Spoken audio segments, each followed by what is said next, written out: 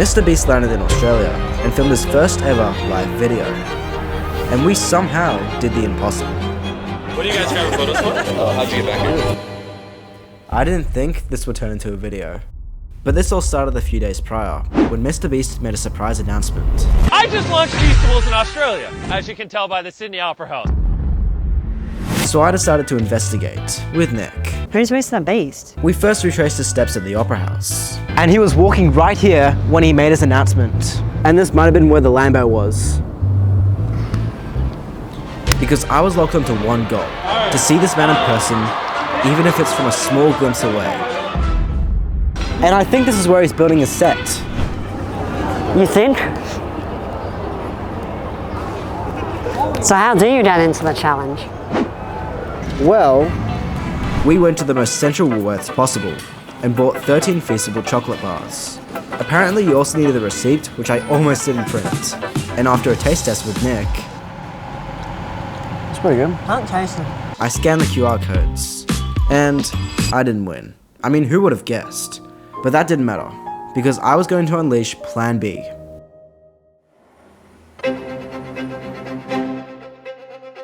So as it turns out, to enter the venue, you needed a ticket, which I didn't have. I tried to locate an alternative entrance by going around the venue through the botanical gardens. But anywhere where you could view the event was completely barricaded off. And the entrance to the Opera House through the botanical gardens was also shut off. I tried to see if there was any leftover tickets, but they were completely sold out. I'm guessing because they were free. So at that point, I felt pretty defeated. I felt like walking into the abyss and dwelling upon the fact that I wasted my whole day. That was, until I got a message. Ethan had actually managed to get himself in by acquiring a ticket off a stranger, and he just sent me a copy of his ticket. So I rushed back to the entrance of the venue, and it didn't work. While all this was happening, I ran into Zach Jeremiah, another fellow Sydney-sided YouTuber, who you might know from this trend. She like, "Puppy, I adore you." I'm like, "Baby, I ain't normal." So Zach suggested we go through the undercroft of the Opera House, and this was the furthest we got without being stopped by employees of the venue. It seems like other people had a similar idea. This was probably the best view you could get without entering the venue itself.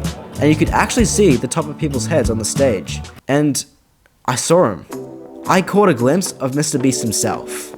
The longer we waited for the timer to go down, the more we realized we're waiting for not much, since we don't have an ideal view. So we called it a day, and at least I could say I caught a glimpse of him. And for shits and giggles, I tried one more time with my copy ticket. I got in. I was in dire shock. I was filled with excitement that I couldn't even hold the camera steady. But once I got to the ticketing booth, I pretty much accepted my fate.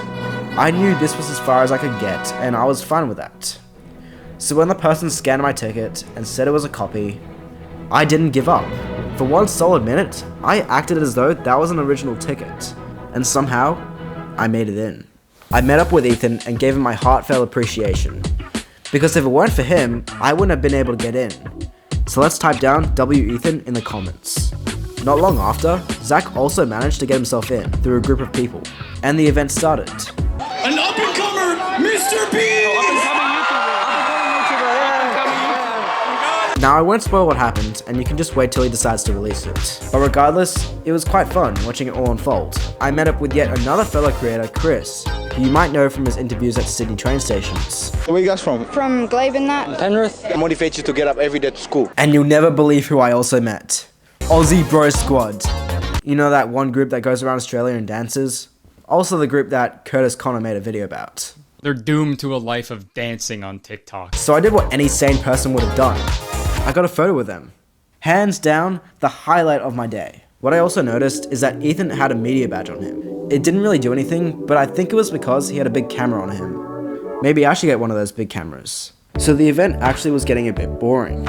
Fortunately, Zach found a way to make it entertaining. But despite all that, time was stretching out, and you couldn't actually see MrBeast very well in person. You could only see him on the screen because he was among the crowd next to the contestants. So we tried to get a bit closer to take a better look.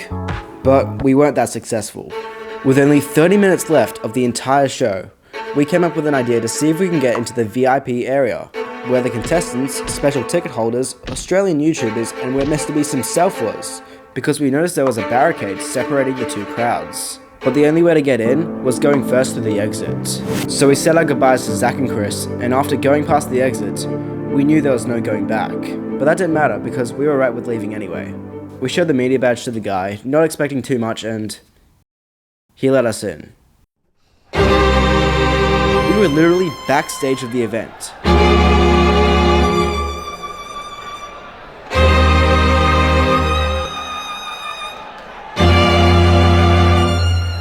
And I was a bit reluctant at first, but we walked into the VIP area.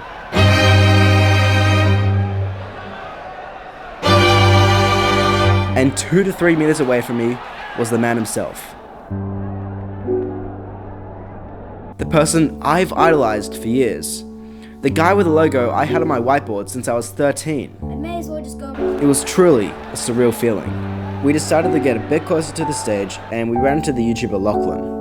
I told him I liked his videos and he struck up a conversation because he noticed our camera gear and gave us a few encouraging words.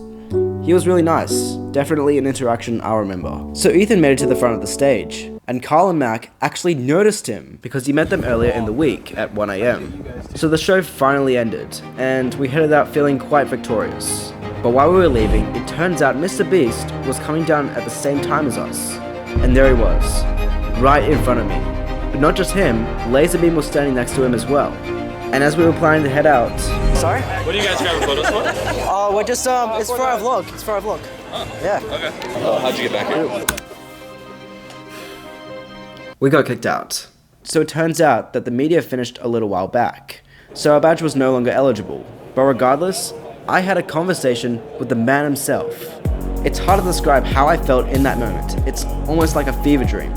To think at the start of the day, I couldn't even make it into the venue. However, after getting kicked out, I did feel pretty bad. But hopefully if we can grow this channel, maybe one day we could laugh about this in the future. And at least I could say that it all started with MrBeast. So consider subscribing to watch the start of a new beginning.